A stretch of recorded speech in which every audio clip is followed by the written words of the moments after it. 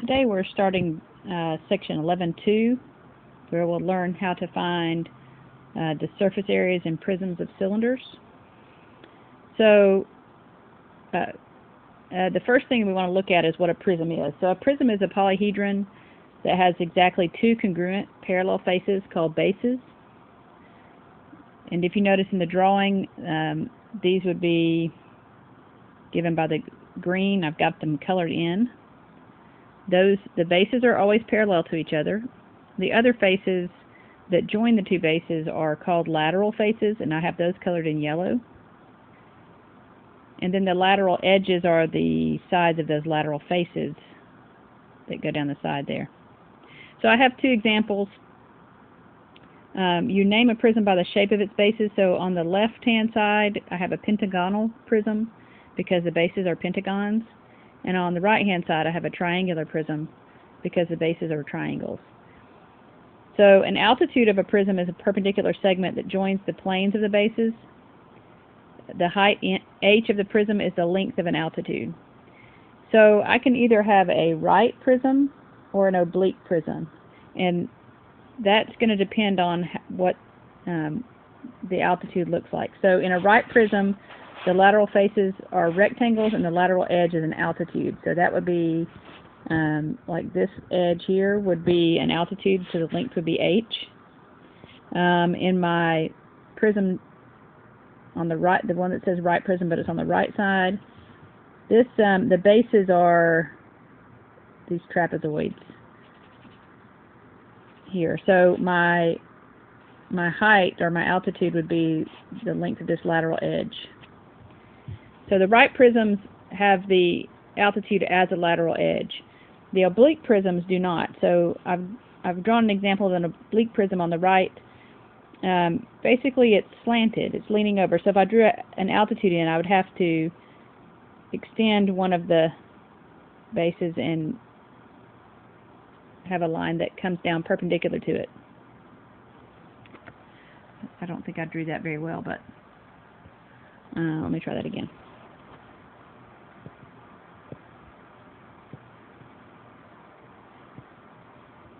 I'm going to draw it this way. So this is being continued out. And my height would be this. So the height is drawn from the top down to the line that contains the base, but at a right angle.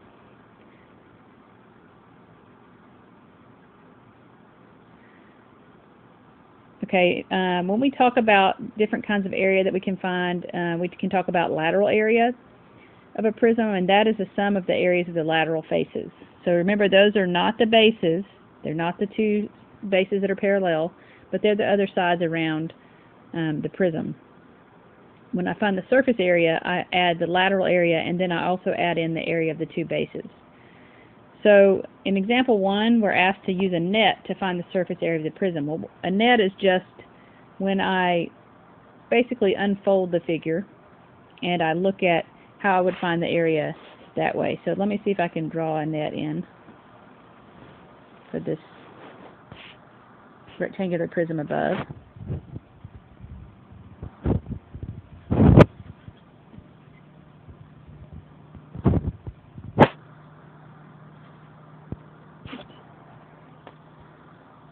Try to make that a little more to scale.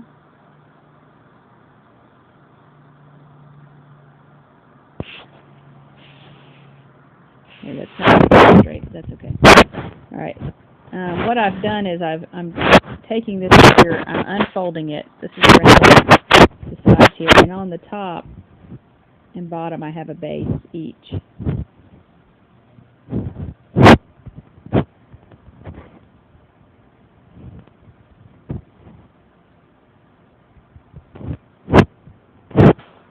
Okay, now if I were to fold along the lines, I should be able to fold it back into the figure that's above.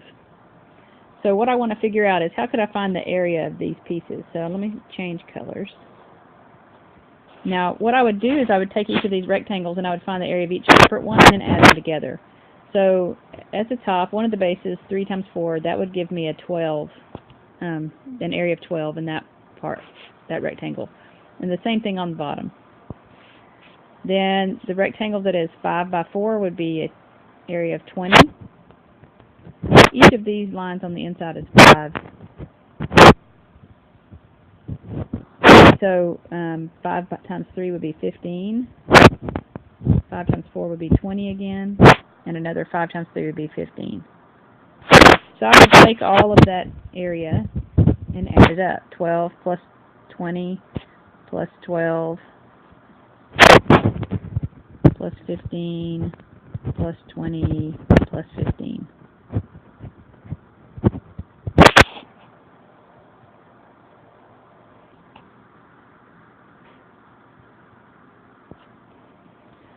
And that would give me, well, that would be the whole surface area. I should be careful. So the lateral area, this would be the surface area, because I'm adding the area of the bases in as well.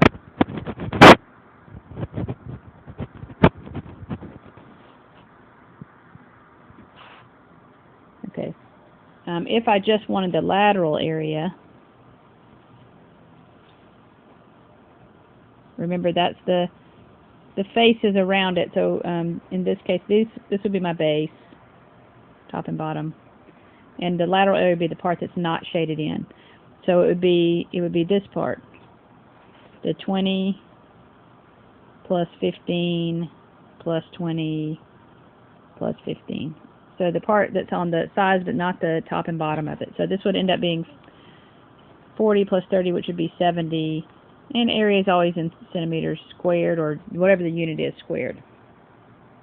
Now if I add in the area of the bases to that, that's just another 24 added on, so this would end up being 94 centimeters squared.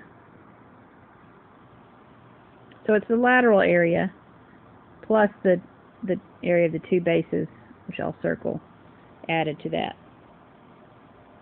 Alright, pause and try quick check 1 with this triangular prism and see if you can figure out what would the area, the surface area of that would be. So you're going to need to find lateral area and the area of the bases.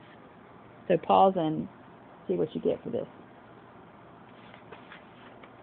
Okay, so hopefully you tried drawing a net. The bases are the triangles this time. And so the lateral faces, if I unfolded them, would just be rectangles. Well, not a very straight line.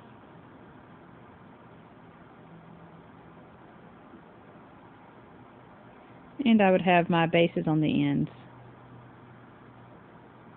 that are the triangles. So the length of these are all 12 centimeters, the lateral edge. The sides of the triangle are both 5 centimeters. Where the triangle joins is 6. But this, let me change colors. This piece would be joining the 5 centimeter piece, so it will also be 5. Okay, so using yellow, let's write in what the area of each of these would be. This rectangles are easy, so 5 times 12 would be the top rectangle, and that would be 60 centimeters squared. Then in the middle, it would be 6 times 12, so 72 centimeters squared. And then again in the bottom rectangle, it would be 5 times 12, so 60 centimeters squared.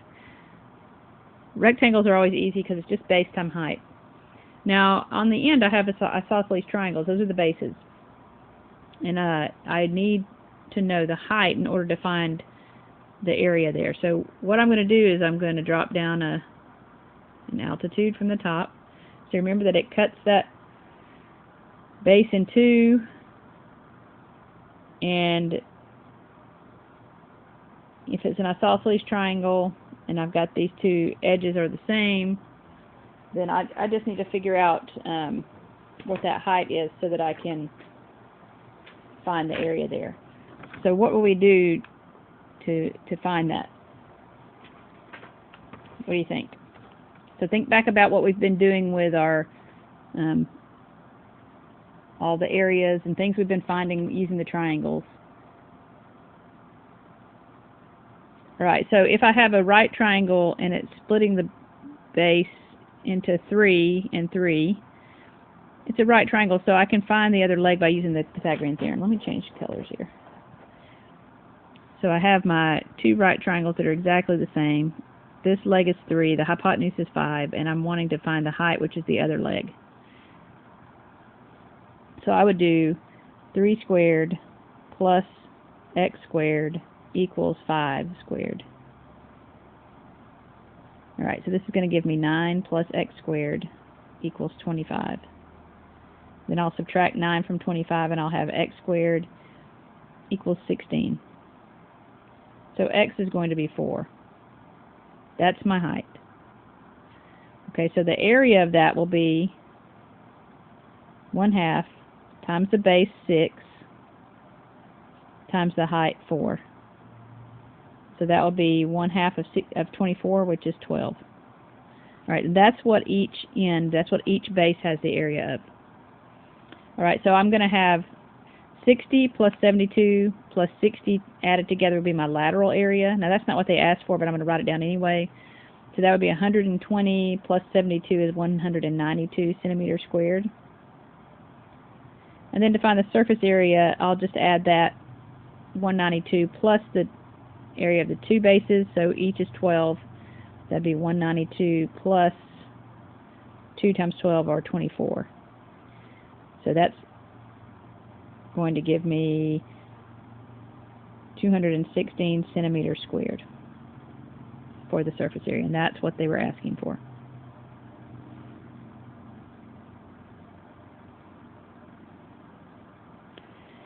Okay, so we don't always want to have to draw a net to be able to find the surface area or the lateral area. So we want to come up with some formulas by looking at a prism. So I have a prism drawn in red in the center. To the left I've unrolled it, but I've not drawn the bases in. The bases are the top and bottom here, the rectangles, or square, depending on what the measurements are. So on the left I'm not adding those in. On the right I am adding those in, and I've labeled them as the base. So on the left, if I wanted to find the area of this big rectangle that I have divided into pieces, but it's still all together, the area of a rectangle is just the base times the height. So in order to find what the base is, I would just add up each of the lengths, A, B, C, and D.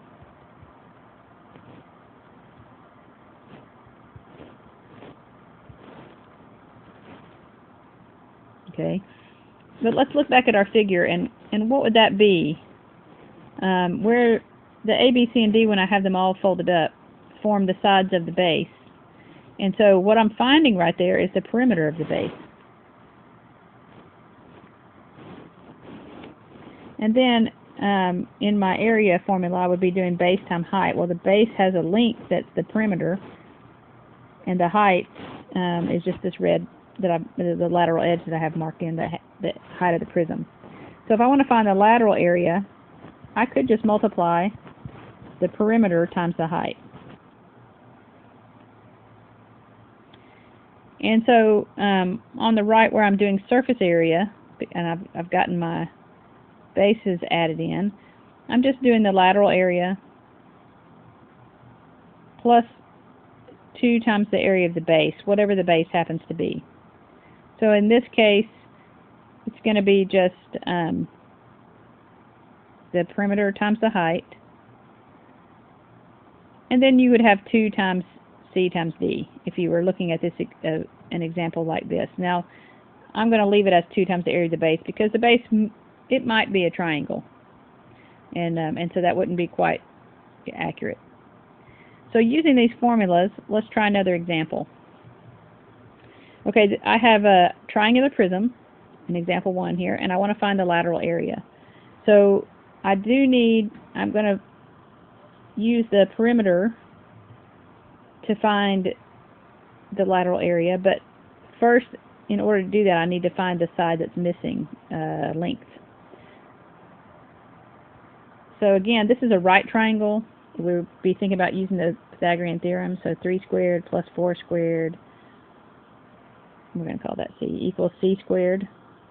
So that's 9 plus 16 equals C squared, or 25 equals C squared. So C is 5. That's the other side of my triangle that's part of the base. so now if I want to find the lateral area, it's just going to equal the perimeter times the height.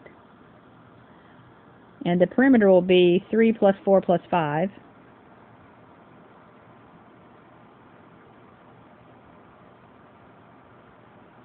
Which is 7 plus 5 is 12. Alright, so that's going to be 12 times the height of my prism, which is 6. So the lateral area is going to end up being 72 centimeters squared. Okay, that's part of what they asked for. The other part of what they asked for is the surface area. So for surface area, our formula is to take the lateral area and add the area of the two bases. Or, right, 2 times the area of the base. So my lateral area I've already found at 72. The area of the base, this time it's a triangle, so it's going to be 1/2 the base times the height. Now that's not going to be the hypotenuse in this case. Since we have a right triangle, we'll use one of the legs for the base and one for the height. It doesn't matter which one you put first. So I'm going to do 4 times 3. I should have put a half in there first. Okay, so I am multiplying times 2 because there are 2 of them. But my area of each triangle is 1/2 base times height. And I forgot to write the 1/2 in. So that's going to give me 72 plus 2 times 1/2 times 4 times 3. So that's going to be 4 times 3 is 12 times 1/2 is 6. And then times 2 is 12. Alright, 72 plus 12 is 84. And we're in centimeters, so it's centimeters squared. And that would be my surface area.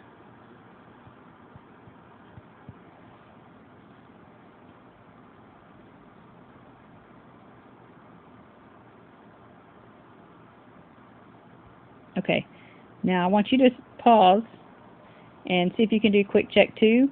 Here we're going to find the lateral area and surface area of the prism. The difference is this time we have a regular polygon for our bases. They're marked that each of the sides are the same and all of the angles are the same. And it's a hexagon this time, so you're going to have to remember how we've been finding the area of those bases when it's time to find the surface area. Alright, so pause and try this. Okay, so first the lateral area. We don't need to know the area of the bases at this point for the lateral area. We just want the perimeter of the base times the height of the prism. So the perimeter this time, every side is 6 meters, and there are 6 sides. So the perimeter is going to be 6 times 6, and then the height is 12 meters. So I'm going to get 36 times 12,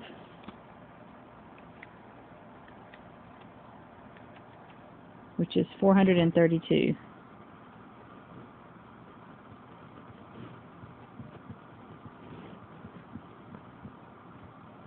And that's in meters, so it's meters squared.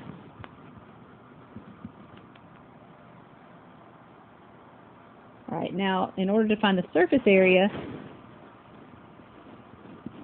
I'm going to change colors so it's easier to see. I want to add the lateral area plus 2 times the area of the base of one of the bases. So the lateral area we already know is 432.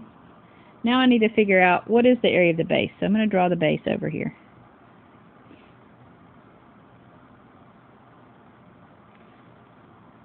Alright, this is a regular hexagon. The side is 6 meters. And so we have to remember what we were doing in Chapter 10 when we were finding the area of these regular polygons. Not a very good triangle there. My angle at the top of in between 2 of the radii would be 360 divided by the number of sides. So 360 divided by 6 is 60. So the large angle here is 60 degrees. I need to know the apothem in order to find the area of this. So I would draw the apothem in.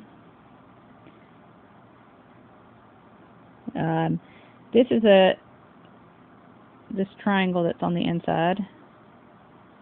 The top angle is now 30 because that angle is bisected, the 60-degree angle, which makes this a 30, 60, 90 triangle. And it bisects the side that it intersects, so this part is 3. So what I need to know is the apothem, which, if we remember the 30, 60, 90 relationships, we know that the short side times square root of 3 gives me the long side, which is the apothem that I'm looking for. So the area of this will be 1/2 times the perimeter times the apothem. Or the apothem times the perimeter. I think I wrote it backwards. Alright, so this would be 1/2. We'll go ahead and put our apothem in there, which is 3 square root of 3. And then the sides times the number of sides. The side length times the number of sides. So I have 6, and times the number of sides 6 gives me 36.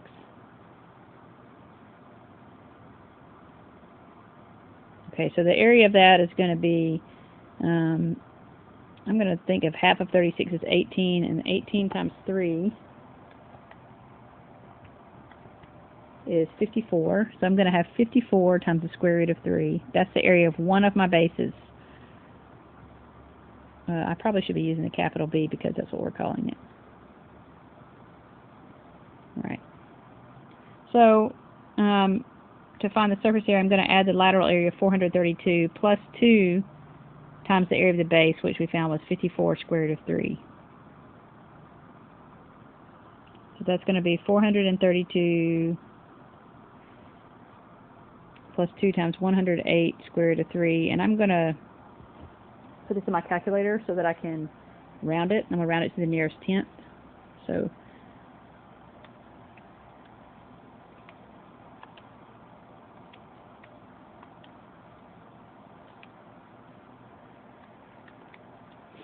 okay, so altogether I get about 619.1, and we're in meters, so that's meters squared. So the 108 times square root of 3 was about 187.1, and I'm adding that to 432. Okay, so the summary of my formulas I've typed out here at the bottom. This is your theorem 11.1.